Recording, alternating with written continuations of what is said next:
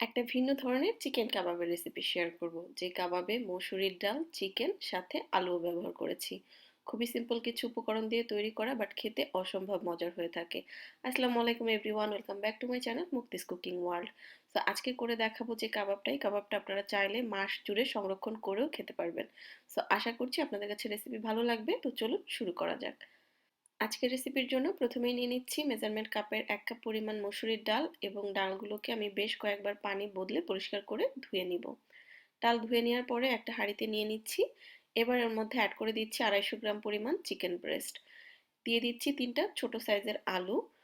এবার দিয়ে দিচ্ছি 1 টেবিল চামচ পরিমাণ আদা রসুন বাটা, দিচ্ছি 2 টেবিল চামচ পরিমাণ পেঁয়াজ কুচি, 1 টেবিল চামচ পরিমাণ কাঁচামরিচ কুচি, 1 চা চামচ পরিমাণ গরম মশলার গুঁড়া, 1.5 চা চামচ পরিমাণ লাল মরিচের গুঁড়া এবং 1 চা চামচ পরিমাণ বাজার থেকে কেনা কাবাব মশলা। স্বাদ মতো কিছুটা লবণও দিয়ে দিচ্ছি। সাথে 3 থেকে 4 টেবিল চামচের মতো তেল দিয়ে দিচ্ছি। এবার চুলার জালটা ধরিয়ে সবকিছু ভালোভাবে মিশিয়ে নিব, সাথে এই সবকিছু একটুখানি কষিয়েও নিব। সো চুলার উপরে রেখে নাড়াচাড়া করতে করতে দেখবেন যে একটু যখন তেলটা ছেড়ে ছেড়ে আসবে বা একটু ভাজা ভাজা হয়ে আসবে, ওই পর্যায়ে এখানে মেজারমেন্ট কাপের 1 কাপ পরিমাণ পানি দিয়ে দিচ্ছি। সো পানি দেওয়ার পরে সবকিছু ভালোভাবে একটু মিক্সড করে নিচ্ছি। এখন ঢাকনা দিয়ে ঢেকে চুলার আঁচটা মাঝারি থেকে কম করে সবকিছু সিদ্ধ করে নিতে হবে এবং এক্সট্রা পানিটা সম্পূর্ণ টানিয়ে নিতে হবে। চেষ্টা করবেন একবারে বেশি নাড়াচাড়া না করে পানিটা টানিয়ে সবকিছু সিদ্ধ করে নেওয়ার জন্য। এবং যখন সম্পূর্ণ পানি টেনে যাবে, সবকিছু সিদ্ধ হয়ে যাবে, ওই পর্যায়ে চুলার আঁচ বন্ধ করে গরম অবস্থাতেই এরকম একটা চামচের সাহায্যে চিকেন এবং আলুটাকে ভালোভাবে ডালের সাথে মিশিয়ে নেওয়ার জন্য। এবং এই কাজটা খুব দ্রুতই করে নেওয়া যাবে গরম অবস্থায়। সো সবকিছু ভালোভাবে ম্যাশ করে নেওয়ার পরে একটা বাটিতে ঢেলে নিলাম। এবার যখন ঠান্ডা হয়ে যাবে, ওই পর্যায়ের মধ্যে অ্যাড করে দিচ্ছি 1/4 কাপ পরিমাণ ভাজা পেঁয়াজ, 1/4 কাপ পরিমাণ কাঁচা পেঁয়াজ কুচি, 1 টেবিল চামচ পরিমাণ কাঁচামরিচ কুচি, ধনিয়া পাতা কুচি, 1 চা চামচ পরিমাণ গরম মশলার গুঁড়া, 1 টেবিল চামচ পরিমাণ লেবুর রস, একটা ডিম। এখন এই সবকিছু হাত দিয়ে খুব ভালোভাবে মিক্সড করে নিতে হবে।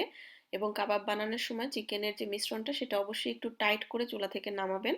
নরম থাকলে কিন্তু কাবাবের মিশ্রণটাও নরম হয়ে যাবে। সো এই তো সবকিছু ভালোভাবে মেখে নেওয়া হয়ে গিয়েছে।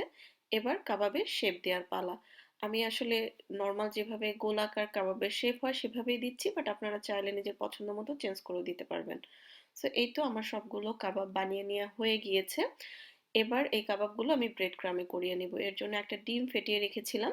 সেই ফ্যাটানো ডিমের মধ্যে আমি কাবাবগুলো দিয়ে এবার সেই কাবাবটা আমি ব্রেড ক্রামে গড়িয়ে নিব।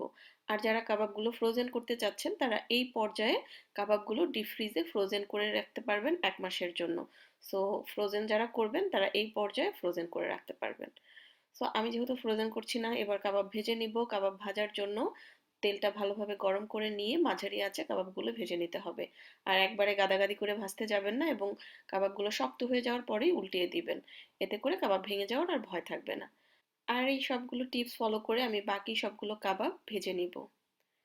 আর এরই মাঝে তৈরি হয়ে গেল আমার খুবই মজাদার একটা কাবাব। আশা করছি আপনাদের কাছে রেসিপি ভালো লেগেছে। ভালো লাগলে ভিডিওটা শেয়ার করে দিবেন। আজকে বিদায় নিচ্ছি। আল্লাহ হাফেজ।